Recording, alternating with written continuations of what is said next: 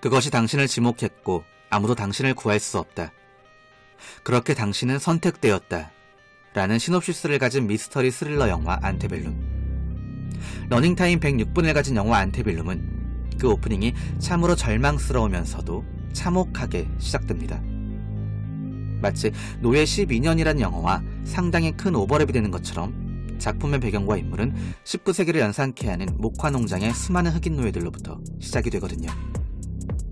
남부연합군의 통제가 굉장히 엄격했고 흑인 노예들은 이들의 허락 없인 말을 할 수가 없었죠. 허락 없는 언행을 할 시엔 가혹한 벌이 주어졌고 심할 땐 총살마저 주저하지 않을 정도였어요. 수많은 노예들 중 한 명인 이드는 지옥과도 같은 이곳을 탈출하기 위해 오늘도 계획을 세우지만 마음처럼 쉽지가 않아요. 백인 우월주의를 지닌 자들은 새로 들어온 노예들을 마치 애견샵에 있는 반려견을 고르듯 그 자리에서 이름을 지어주기도 하죠.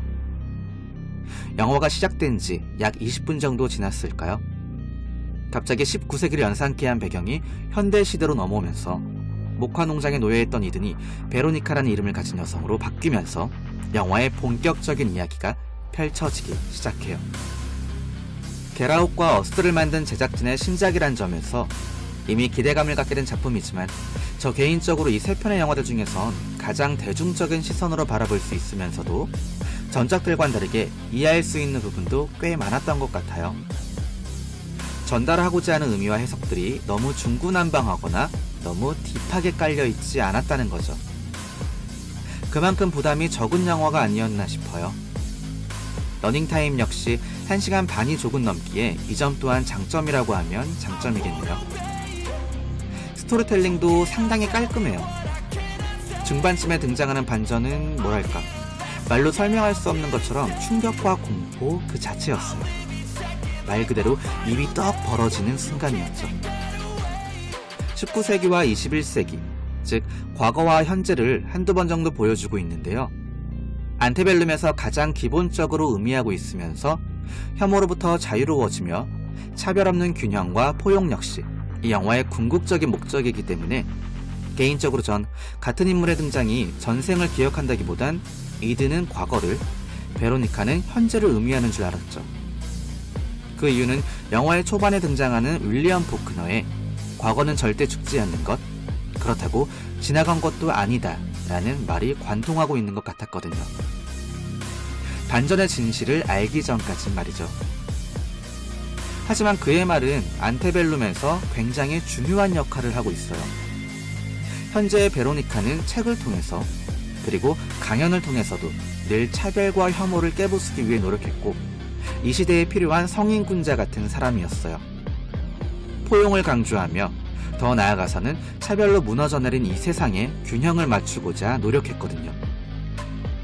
이것은 비단 안테벨룸에서 가리키고 있는 흑인들에 대한 차별과 혐오가 아니라 이 세상 모든 사람들이 지금도 어딘가에서 부당하게 겪고 있을 폭력에 대해 말하고 있어요. 베로니카의 집에 걸려있는 액자를 보면 알 수 있듯이 피부의 색깔이 흑과 백으로 나누어져 있는데요.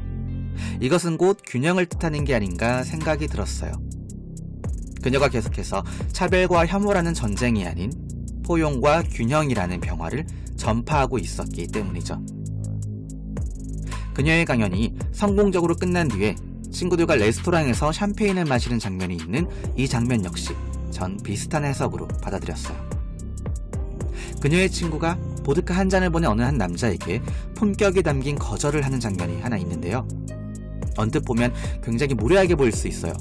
그런데 그녀의 친구가 건네는 그 말 한마디 한마디에는 균형을 의미하고 있었거든요. 그만큼 우리나라도 절대 예외는 아니죠. 우리가 속한 사회가 아무리 크든 작든 그 집단이 아무리 작아도 차별과 혐오는 언제나 존재해왔어요. 과거에도 그랬고 지금도 물론 그렇고요. 영화에서 가리키는 백인 우월주의자들의 언행처럼 우리 사회 또한 어떤가요? 계급 하나로 자신이 우월하다는 걸 매일같이 증명하면서 개처럼 조용히 충성하기만을 원하고 세뇌시키잖아요. 그것은 곧 침묵을 의미하기도 해요. 집단에서 벌어지는 차별과 혐오를 방관하지 않고 투쟁하기 시작하면 어떤 상황이 또 벌어지죠? 보이지 않는 줄로 목을 조르기 시작하죠. 아닌 것에 대해 계속해서 침묵하고 방관하게 된다면 아닌 것이 되어버려요. 또한 결말에 등장한 로버트 리 장군의 동상이 참으로 인상적인데요. 로버트 리 장군은 실존인물로서 미국의 남북전쟁 당시 남부연합군 사령관이었죠. 이 로버트 리 장군의 장인은 실제로 1000명이 넘는 노예들을 데리고 있던 만큼이나 영화에서 의미하는 노예와 연결되어 있어요. 로버트 리 장군에 대한 애정이 더욱이 높은 남부 중 가장 보수적이라고 할 수 있는 남부 엘라베마주의 전직 판사 로버트 E. 리키는 인종 편향적인 판결로 굉장히 악명이 높은 인물이었는데요. 로버트 리에 대한 애정이 얼마나 각별했는지 자신의 이름을 소개할 때 항상 키를 빼고 소개를 했다고 하네요. 로버트 리로 말이죠. 실제로 로버트 리 장군은 노예들에게 굉장히 가혹한 인간이었고 가문의 노예 감독들에겐 탈출하다가 붙잡힌 노예들을 발견한다면 주저없이 매질을 하도록 시켰다고 해요. 그뿐만 아니라 흑인들은 미국에 와서 더 잘 살게 되었다는 망언도 서슴지 않았고요. 영화 속 벤튼 의원이 실제 로버트 리와 이미지가 비슷해 보이기도 할 만큼 이 영화 안테벨룸 안에는 여러 연결점과 사슬이 묶여있다고 볼 수 있죠. 앞서서 말씀드린 것처럼 주인공 베로니카의 언행만으로 전달이 되는 영화가 아니라 우리는 침묵해야 하지 않고 부당한 것에 대해선 투쟁해야 해요. 그렇지 않고 매번 침묵하게 된다면 아무것도 해결되지 않아요. 기득권자들의 권리와 행사가 더욱더 커지기 마련이죠. 해결되지 않은 과거는 현재의 재앙을 초래하기 때문이에요. 그럼 우린 어떤 존재가 되나요? 영화와 다를 게 없는 존재가 돼요. 바로 현대판 노예로 전락하게 되는 거죠.